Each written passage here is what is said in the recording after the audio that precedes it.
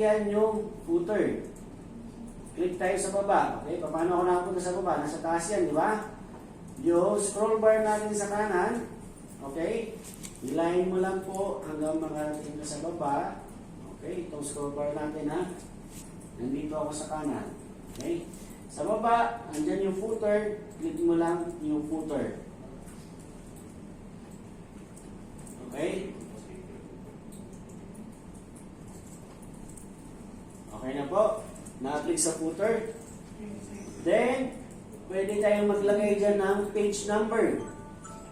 So, dito sa page number, nasa kaliwa. Okay, nasa kaliwa yung page number. Nakikita nyo? Submit, sir. Yan, yan gumagalaw. Submit, sir. Ano na yun, sir?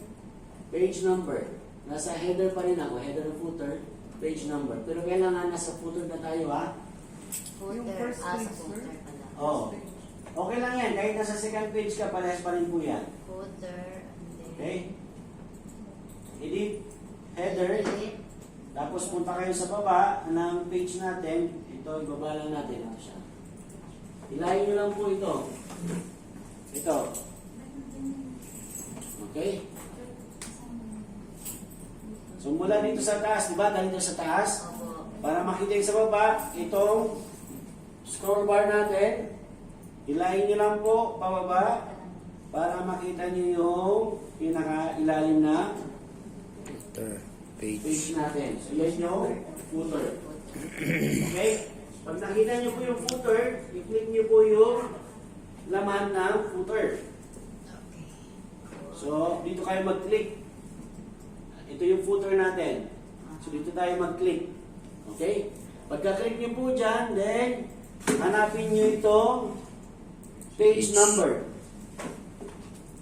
Kasi maglalagay po tayo ng page. Page. So, page number. I-click nyo po dito. Andun siya sa... Paano siya ikilipat dito? Doon lang po sa home. Balik ka sa home. Home? Yan. Nakalagay siya sa... Okay. Lahat ba nakakasabay? So, sa header, itong header ma'am, balik kayo sa header ma'am. Tapos, hanapin niyo yung page number. Okay?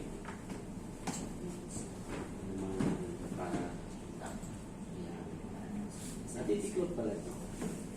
So, page number. Okay? Then sa page number, since nasa footer tayo, bottom part, so of course, ang page natin is dito tayo sa bottom page.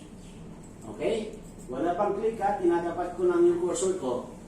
Then, mamimili tayo ngayon dito ng mga page.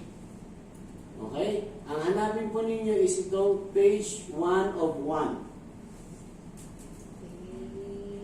Page 1 of 1. Ano ibig sabihin nito?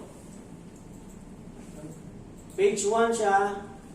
Since 2 pages tayo, magiging page 1 of 2 pag kilik natin yan, di ba? Kasi dalawang page ito eh. Di ba? So yan ang gamit niya. Kasi yung page 1 lang, hindi mo malalaman agad-agad kung ilan yung pages niyan. Pero itong page 1 of 1, makikita mo dyan na ilang pages lahat. So, wala mo ganun. Yun. Page Sa ano po ma'am? Balik po kayo ulit sa insert. Tapos, header po tayo. Click nyo po. Tapos, edit. Header. Yan. Tapos, baba kayo.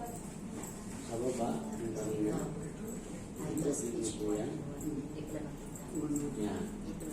Nasa header design tayo. Tapos, nandyan yung page number. Okay? So, pag nakita nyo po yung page 1 of 1, pag-click po yung page 1 of 1, lalabas po siya dito. Okay? So, bakit naging page 1 of 2 siya? Dahil dalawa ang page natin. Kung 10 ang page natin, magiging page 1 of 10. Tama? Okay?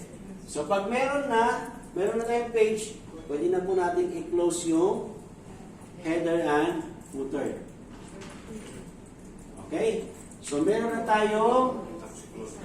Pag nag-zoom out ako, meron akong page 1 of 2. and page 2 of 2. Diba? Kasi 2 lang ang ating pages. Okay? Okay na?